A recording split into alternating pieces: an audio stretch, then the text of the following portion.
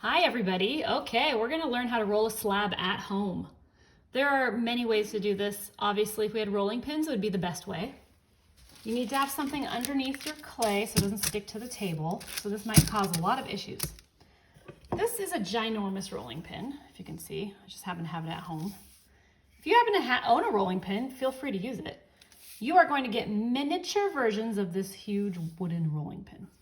And when we do box building, you'll get to use a rolling pin for your slabs. Currently, there are a few ways to make a slab at home.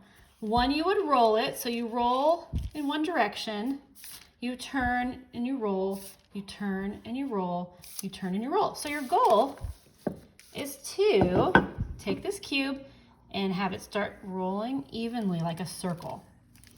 But some of you do not have rolling pins. You can try to find something in your house that's cylindrical.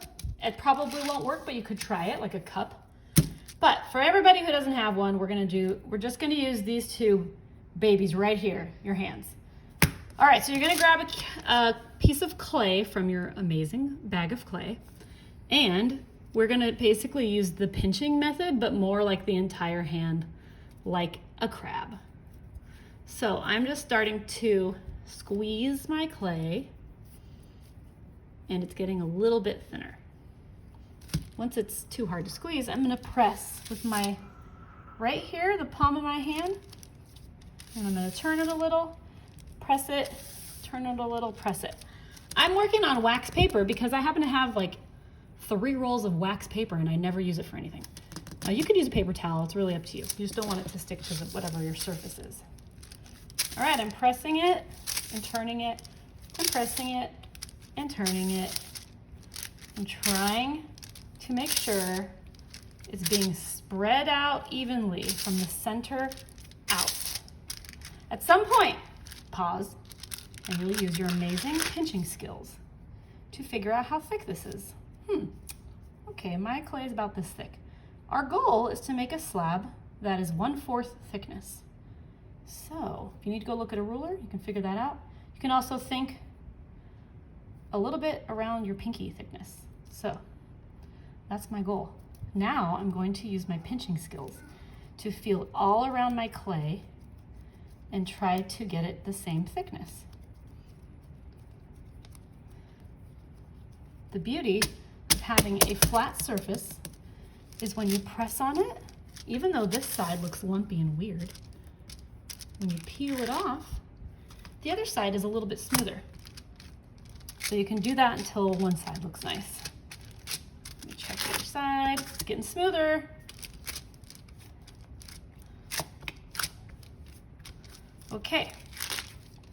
Once you feel like your clay is about the thickness of your pinky or a little thinner, you can add some water to one side.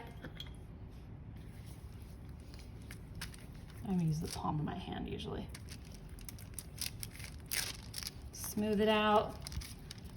Then stop. Don't flip it over. It has to dry first. So you can go wash your hands and do something else for like 3 minutes and let this dry. When you're done, flip it over and do the same thing and you will have a slab to work with. So our next project is going to be a slab design. You are going to look up leaves, find a beautiful shape of a leaf that you like, and that will be what we want to cut out of our slab. So I am going to, off the top of my head, think of one, but you can print out an example, trace it. You can go find a big leaf outside. I don't know how many of you have large leaves though. It has to look like a leaf, so you might have to just make it up. But I'm gonna go with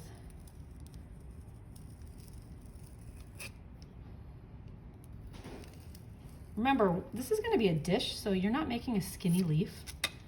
You're making a leaf that's going to fill up almost the whole slab.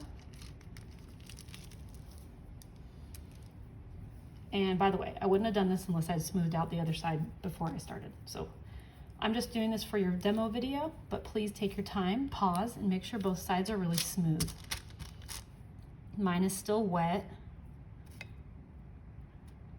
What I'm gonna do is add a little water to the edge where I cut. You don't all have X-Acto knives.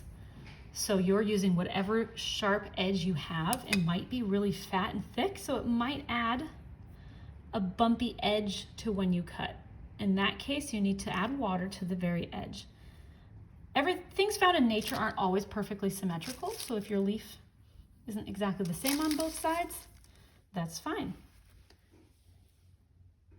Now I'd like you to look at a picture of the leaf you were going for, or look at if you happen to be using a real leaf, which is super cool if you have them outside, look and see the design and the details. We're going to have the very top of our leaf mimic the shapes that we see. So we'll incise our designs. I have to go look at a leaf to get a better idea of what my leaf would look like.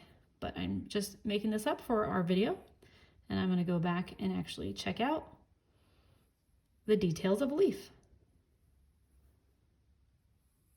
This might have been too wet to carve. I can see right here a whole bunch of little pieces of clay came up. So you can wait till this dries more, brush those off. As it dries, you can go through the lines one more time, but we don't ever want to leave little balls of clay. Do you see that one right there? Yeah, you would want to take that off. Anyways, this again, for the demo video, this is like a fast-forwarded version of our project. So remember, you would have smoothed both sides. You would have tried to mimic the textures, patterns you see in there.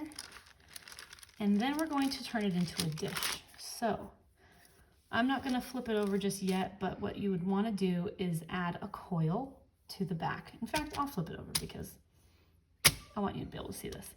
So pretend I had already spent a lot of time making this side look beautiful as well. Okay, I'm now going to make a coil. If you haven't practiced making a coil yet, you want a dry, hard surface. You can start with like a hot dog shape, and then you just roll it a little. And you roll it a little more. You're trying to roll with just this space. When you start to roll with your fingers, it helps press it in weird spots and it becomes very uneven. And if you start to roll and it's turning into a square, you twist it and roll. So you twist and roll if it's not staying round.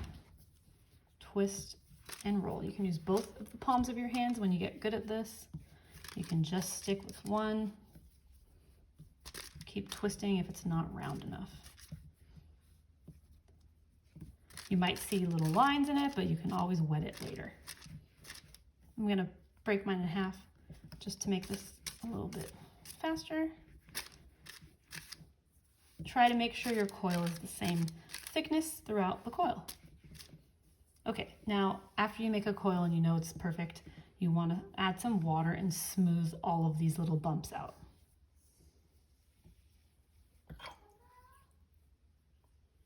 Okay.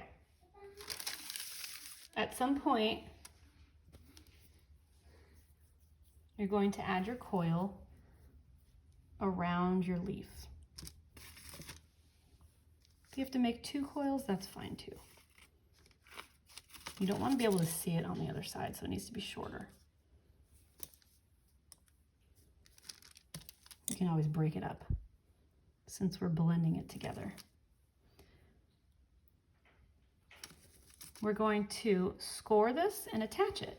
So take some time to score and attach, and I'll just pretend I scored it and blended it. Remember, by scoring, you're scratching up where it's going to connect, and by attaching, you're blending in the edge to hide the seam. Okay, so you're going to do that everywhere. And when you flip it back over, you can press in the center just for a very subtle dish. I don't know if the camera is picking that up. Also, by the way, you're not supposed to do this when this is wet because it makes weird indents. But we're pressing in the center so the edges pop up. If you need to give it a little extra pop, you can do it yourself by just simply pulling on the edges also.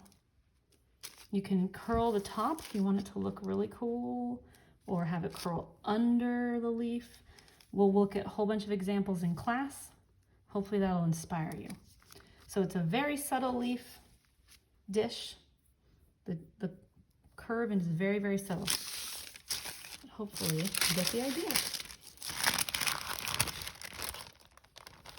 Okay, so this needs to be perfected. It needs to be dried between each stage, or else things like this happen.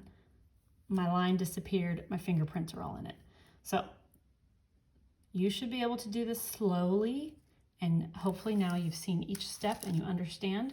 Please, please, please come contact me, hop on Google Meet and ask questions if you started to do this and it looks funky and you need to change something, or any other issues you see that happen. Okay, good luck.